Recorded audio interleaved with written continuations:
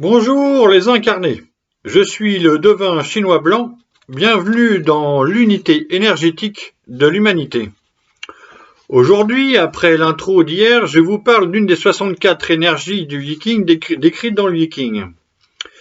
Je suis obligé de rappeler quelques trucs avant, rappeler le décor.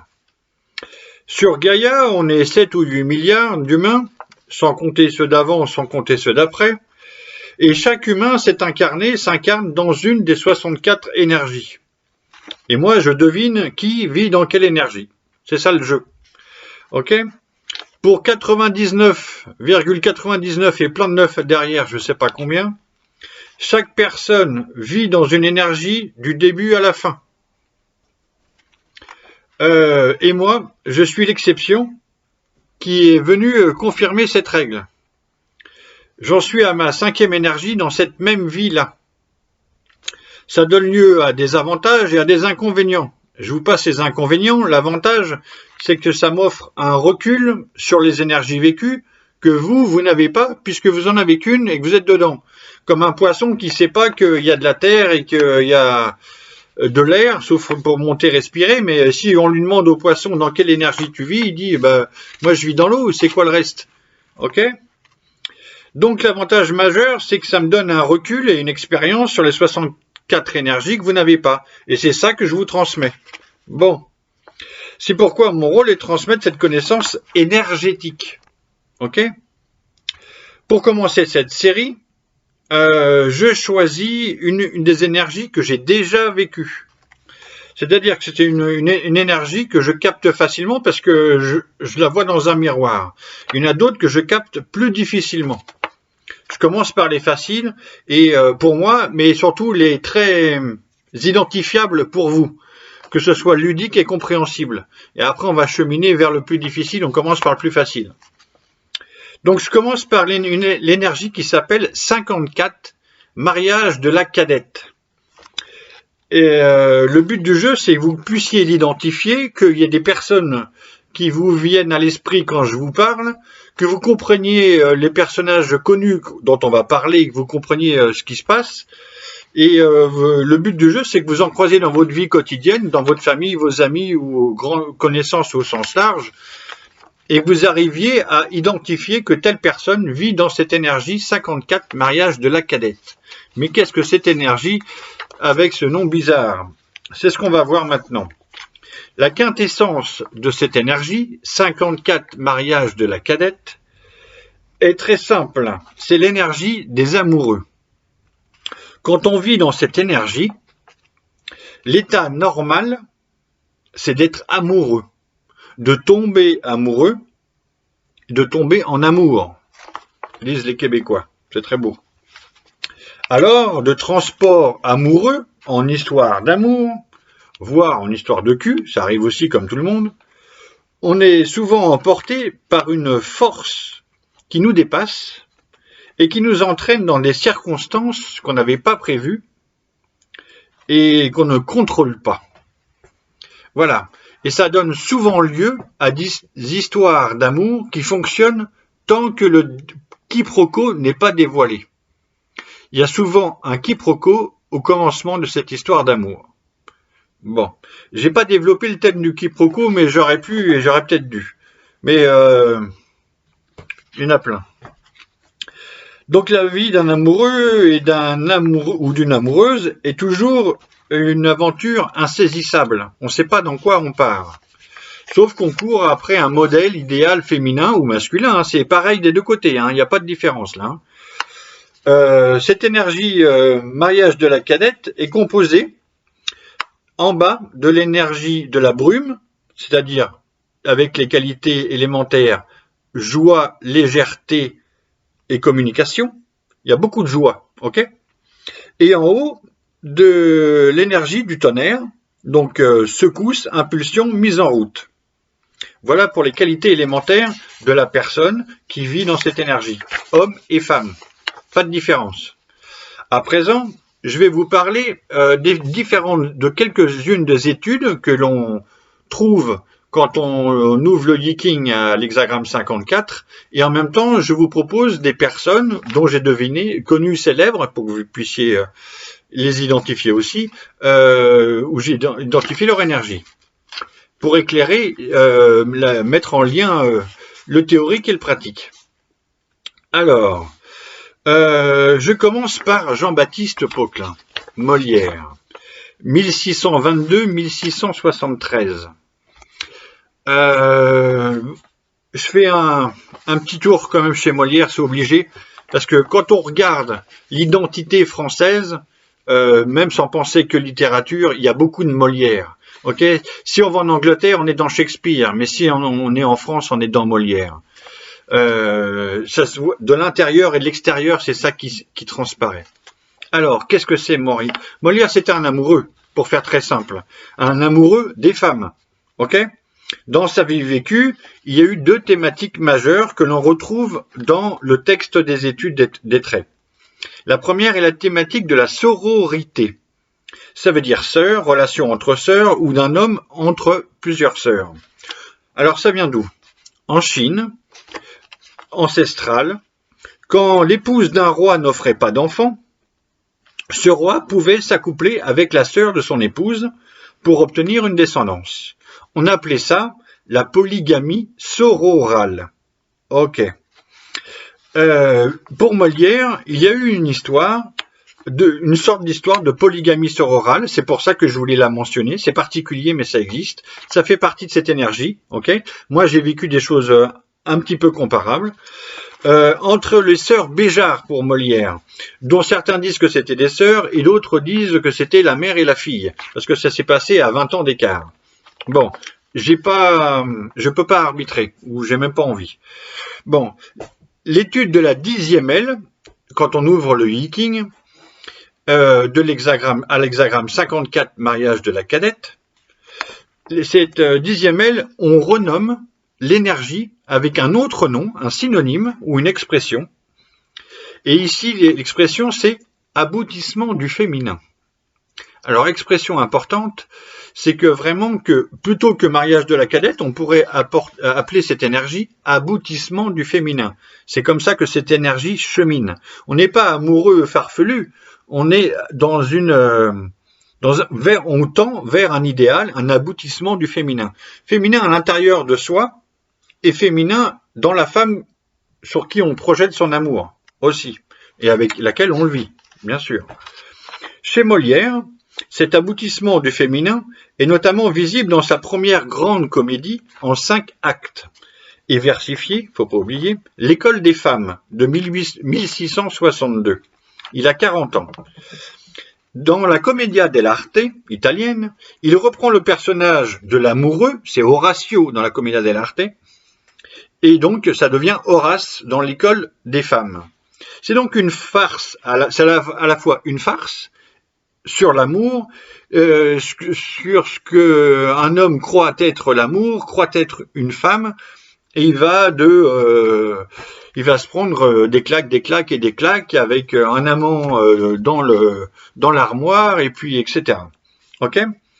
Donc suite à cette grande comédie, je rentre pas dans l'étude de l'œuvre, j'ai trop d'exemples à donner, c'est trop long. Il faudrait que je fasse que ça sur Molière, mais c'est pas sûr. Bon, donc suite à cette grande comédie, Molière deviendra aussitôt non recommandable, malgré l'aval du roi, comme Brassens, qui fut le polisson de la chanson. Ok ? En effet, cette énergie 54, mariage de la cadette, même dans la tradition chinoise, s'accompagne d'un côté d'une mauvaise réputation, un côté amoral, parce que comme Brassens ne jetait pas la pierre à la femme adultère, je suis derrière. Bon voilà, il y a ce côté-là. Je parle pas pour moi, je parle pour Brassens. De l'autre côté, il y a les clés de l'amour, notamment pour les femmes. Alors, il y a encore ça qui m'agace, mais là je vois rien.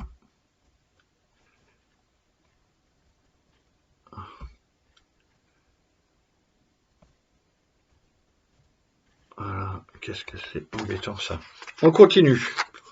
Alors, on arrive chez quelqu'un qu'on a beaucoup comparé à Molière, c'est Sacha Guitry, 1885-1957. Il a aussi vécu dans cette énergie mariage de la cadette, et évidemment on l'a comparé à Molière, et notamment pour sa pièce Un beau mariage. Donc j'insiste sur la présence du mot mariage. C'est pas par hasard que le nom de son énergie est nommé. C'est pas mariage de la cadette, mais il y a mariage dedans. Ok, à 19 ans, il se marie avec, il a un père célèbre au théâtre. À 19 ans, il part et il se marie avec une comédienne et débute une chronique sentimentale. Ok, Sacha Guitry fait jouer 140 pièces de théâtre, ce qui est énorme, c'est un monument, Sacha Guitry, du théâtre français. Et il y a des cocus partout, des amants cachés dans les placards, il y a tous les ressorts de la comédie et en même temps il y a comédie et boulevard, ok. On va lui reprocher, mais en même temps, c'est ça, c'est un théâtre très populaire parce que ça se passe comme ça. Voilà, pour faire simple, je peux pas développer tout sans arrêt. Alors, parmi mes premières vidéos, il y a celle sur la comparaison, l'identification et la projection. En fait, il y a tout ça entre Molière et Guitry, entre Brassens et Johnny, parce que Johnny a chanté, je le répète, Brassens dans les bars avant de s'orienter vers la musique américaine. Et moi, à l'adolescence, quand je vivais dans cette énergie des amoureux, je connaissais tout Brassens et tout Johnny par cœur. Oh, de la mûre. Et au village sans prétention, j'ai mauvaise réputation, je me démène où je reste quoi, je passe pour un je ne sais quoi. Ok, je connaissais tout ça par cœur. Donc, un peu cuistre, si on me posait la question du cinéma, je répondais à la volée que pour moi le cinéma, c'était Chaplin et les autres. Ah, je pensais comme ça il y a longtemps. Donc arrivons-nous à Chaplin, qui était un indécrottable amoureux, qui vivait donc dans cette énergie 54 mariage de la cadette, je suis obligé de préciser. On sait qu'il s'était pris de nombreuses jeunes actrices, qu'il en a mis enceinte, qu'il s'est marié plusieurs fois avec des jeunes actrices, et qu'Hollywood l'a donc exclu pour sa mauvaise réputation à un moment donné, malgré le génie des génies. Il y aura un Oscar d'honneur très tardif, mais qui sera quand même le bienvenu, mais même, bon. N'empêche que dans cette énergie mariage de la cadette, quand la destination chemine jusqu'au 5e trait, donc là je parle du texte des traits qu'il y a dans le Viking, au 5e trait, il est écrit « Le souverain Yi marie sa cadette ». C'est-à-dire quoi? C'est-à-dire que quand on vit dans cette énergie, on court d'amour en amour, de femme en femme, de quiproquo en quiproquo, d'histoire de cul en histoire d'amour, et de quiproquo en quiproquo. Sauf qu'à un moment de la vie, on tombe sur la bonne, et on touche enfin au bonheur absolu. C'est ce qui se passe pour Chaplin. À un moment où il trouve sa femme adorée, il n'a plus besoin d'aller voir ailleurs, et ils sont en Suisse, et ils fondent, lui il a de l'argent, beaucoup d'argent, et ils s'installent dans la verdure suisse, et il y a une famille nombreuse, un foyer très heureux qui s'épanouit là. Ok? Il se passe la même chose pour Johnny. Il court de femme en femme, je vais pas refaire tout le parcours, mais j'ai fait sa bio, je pourrais, et puis jusqu'à temps qu'il trouve la Tatia, et oh quel amour. Bon, et bien là, donc c'est le mariage de la cadette, du souverain Yi, c'est la Tatia. Après au 6e trait, qu'est-ce qui s'est passé? C'est plus la même périodicité de l'amour, il s'est passé plein d'autres choses. Que ça ne nous regarde pas, c'est leur façon de raconter leur histoire et pas la mienne. Bon, donc là c'est Chaplin trouvant la femme de sa vie au 5e trait et fondant un foyer heureux avec sa famille nombreuse en Suisse. Pareil pour Johnny sur sa route d'amoureux au 5e trait. On rencontre le grand amour qu'on a cherché et qu'on a couru après toute sa vie. Donc l'étude de la grande image, une autre de la 54 mariage de la cadette, indique, de point ouvrir les guillemets, l'être accompli ainsi à la lumière de ce qui dure prend conscience de ce qui s'use. Je répète, Il s'agit du rôle social de la personne qui vit dans cette énergie. La personne, à la lumière de ce qui dure, prend conscience de ce qui s'use. Si vous prenez cette phrase et que vous regardez l'œuvre de toutes les personnes que je vais citer, c'est la clé pour comprendre comment ça se passe et leur vie et leur fonction. Ok ? Vous pouvez revisiter toutes les chansons de Brassens, tous les films de Chaplin à travers cette phrase. Vous avez un éclairage, paf, tout ce que vous n'avez pas vu, ça vous saute, le sens jaillit. C'est comme si vous prenez une mangue, vous la coupez en deux, il y a tout le jus qui sort. C'est la quintessence. On est dans la quintessence de l'énergie des personnes. Ok ? C'est ça le plaisir de vous le raconter en même temps. Avec cette sentence, qui est donc une clé de compréhension et un ressenti pour cette énergie, vous pouvez au choix revoir ou relire l'École des femmes de Molière, avec ça vous comprendrez, ou revoir les temps modernes de Chaplin. Ok ? Bon. Revenons pour ce qui est de cet aboutissement du féminin, dans cette énergie 54, mariage de la Cadette. On peut remarquer que Brassens a composé et chanté beaucoup de chansons avec un titre ou un personnage de femme.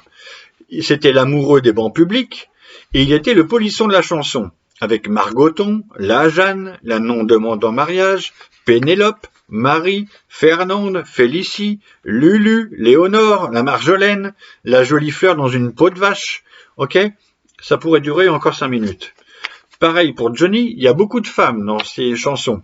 Alors, les plus connues, c'est « Oh Marie, si tu savais »,« Oh Caro, ne me regarde pas comme ça »,« Sarah, oh ma jolie Sarah ». Il y a Laura pour sa fille, « Oh Laura ». Petit rien du tout, mais tant pour moi. Gabriel. Oh, Gabriel. Bon. Citons d'autres amoureux ayant vécu ou vivant dans cette énergie 54, mariage de la Cadette. Le journaliste et écrivain Franz-Olivier Gisbert se déclare lui-même, avec humour, être un indécrottable amoureux, incorrigible, c'est peut-être plus joli. Le réalisateur Claude Lelouch nous a habitués à vivre avec des jeunes femmes, des femmes plus jeunes que lui en tout cas, très belles toujours, nous a raconté beaucoup d'histoires d'amour et a aussi connu plusieurs mariages avec des cadettes. Je pense que je ne l'ai pas confirmé, mais un Heidi Barclay, c'est le même profil. Mais je n'ai pas confirmé. Le pianiste André Manoukian est aussi un amoureux. Lui, il est à l'écoute des signes de son corps à chaque fois que le phénomène se déclenche. Il commence à transpirer, il dit par là, par-ci, par-là, et il sait que c'est parti. Ça se met en chasse, dirait Bigard. Freddie Mercury et The Queen. Comment parler de The Queen sans aboutissement du féminin? Ok? Et Freddie Mercury aimait les hommes et les femmes. Ça va dans les deux sens. L'académicien Eric Orsena, pour son roman que j'ai lu il y a longtemps, Madame Bas, on est quand même dans une dignité et un aboutissement du féminin. Et il y a aussi son histoire d'amour, très médiatisée avec Sophie Davant, il y a pas mal d'années maintenant. Enfin, je termine par quelques femmes américaines, des USA, célèbres, ayant vécu ou vivant encore dans cette énergie des amoureuses. 54, mariage de la Cadette. Le sexe symbole Marilyn Monroe, dont on sait qu'elle a eu une histoire d'amour avec JFK, Kennedy, Poupoum Pidou, et puis Yves Montand en passant. Ok, ce qui n'a pas fait très plaisir à Simone Signoret, mais Montand a succombé en italien. Il y a aussi la sex symbole Pamela Anderson, d'Alerte à Malibu, qui a vieilli un peu, qui a eu une histoire d'amour médiatisée avec un footballeur français plus jeune qu'elle. Il y a encore Lady Gaga, qui est souvent amoureuse, et qui est même amoureuse au cinéma dans Star is Born. Ok. Et puis on a aussi le sex symbole Madonna, qui est l'aboutissement du féminin à elle toute seule, et toujours amoureuse et amoureuse et amoureuse. Voilà pour aujourd'hui, je vous ai parlé de l'énergie 54, mariage de la Cadette, et on verra une autre énergie un autre jour. Merci les incarnés, à bientôt.